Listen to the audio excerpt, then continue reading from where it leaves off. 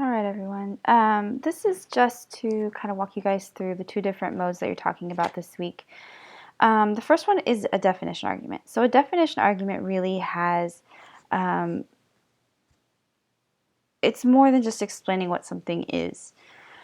Um, so a lot of times the words definition words, the word definition arguments tend to be about subjects which are maybe not so clearly defined. So if you look at something like WikiLeaks, Julian Assange originally was kind of hailed as a pioneer or someone who was sort of setting the internet free. Now he's seen much more as, along the lines of these words, a terrorist or someone who is sort of breaking laws and endangering lives, but not for the greater good. So definitions, if you try to define what Julian Assange is, if you put the word terrorist on there, it has certain connotations. If you put the word treason on him, there's a lot of connotations as well. So definition arguments really are useful in the sense that they're very difficult to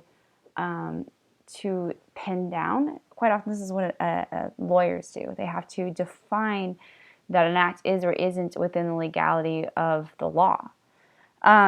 So in a definition thesis statement, it has two parts. It has the term itself and then the significance. And the significance really is dependent on audience. So example here is selfie.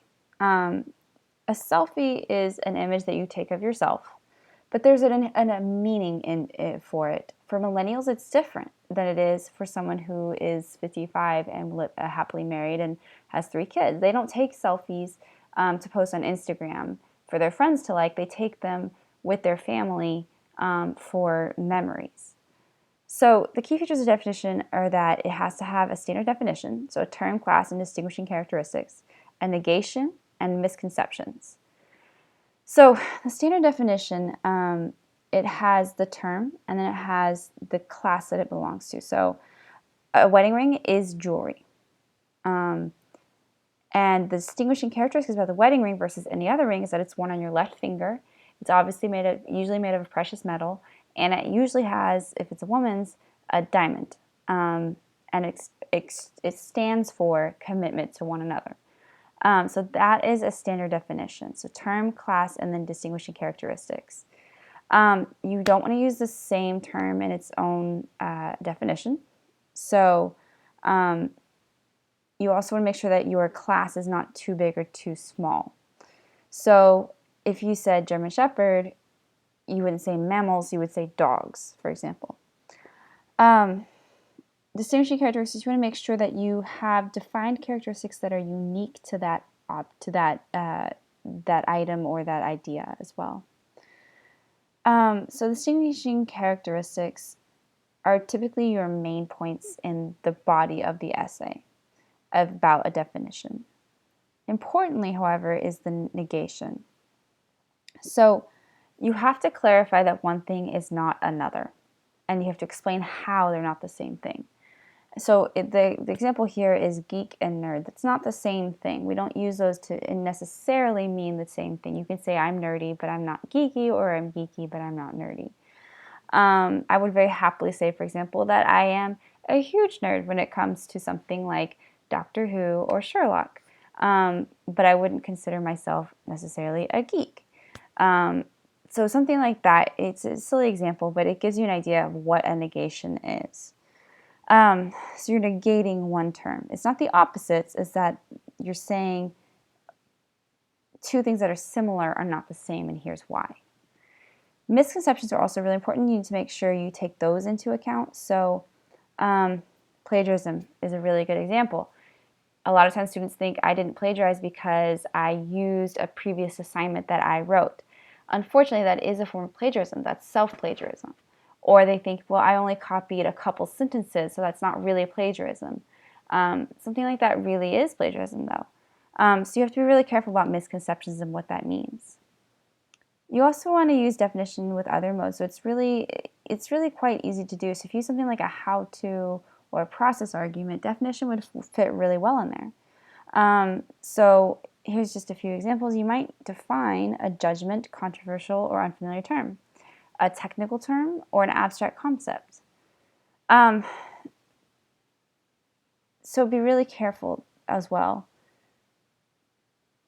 Remember that your thesis is not the understanding of the word.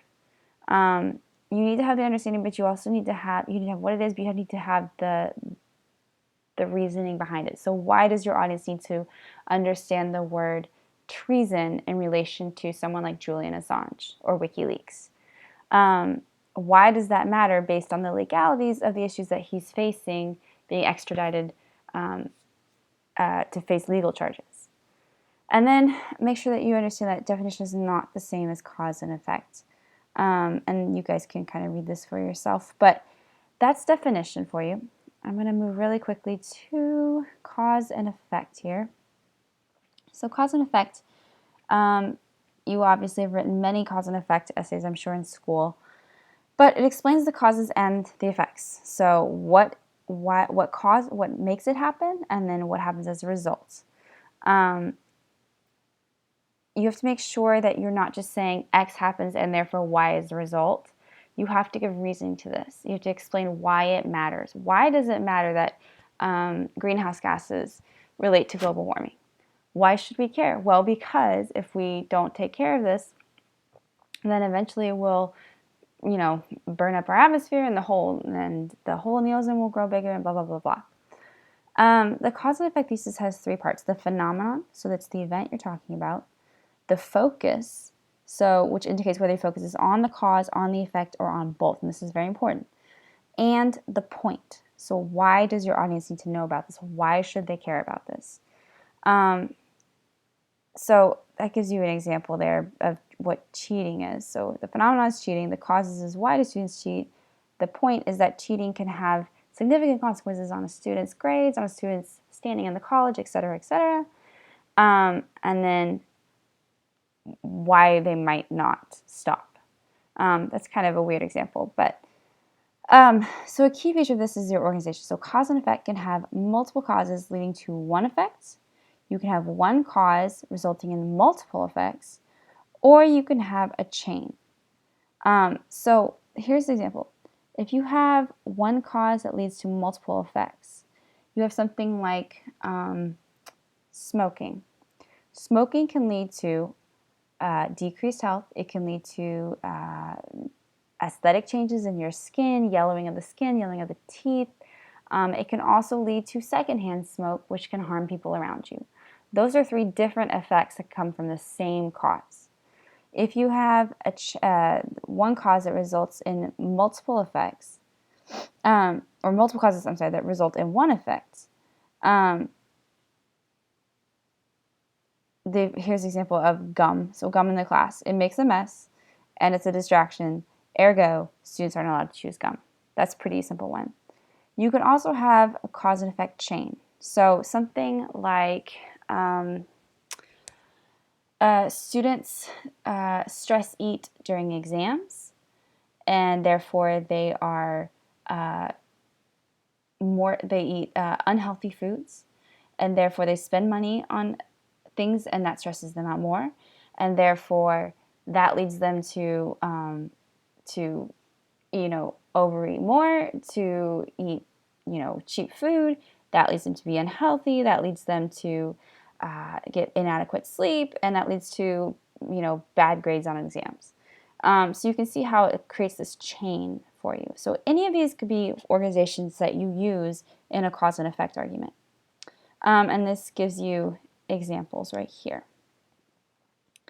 So you want to make sure, again, that the points that you make in a cause effect are systematic and logic. So cause equals X effect, and here's why. And the logic between those two has to be sound. You can't say that overeating led to you failing a quiz. You have to make sure that you explain how that chain of events happens. And usually they're chronological. So you also, as I said, the logic has to be sound, so you have to be very, very careful of erroneous reading. erroneous reasoning. So make sure that there is a relationship between A and B, that you're not creating a fallacy. You also want to make sure that you are fully explaining how an event leads to another. So not just that the logic is there, but that you are 100% explaining that process in between. So, for example, you don't want to say something like not watering a plant led to less oxygen in the room. Well, how does that process work? How do you know that that plant didn't just create the oxygen, or how do you know that, all these different things came into play? And you can, of course, integrate this into other modes, but you also can have it stand alone if you like. So you want to keep it as simple as possible. You don't want to kind of overly explain things, but you want to make sure that logic is clear and tight and clean and defined. So that is cause and effect and definition, and you guys can move on to your next assignment.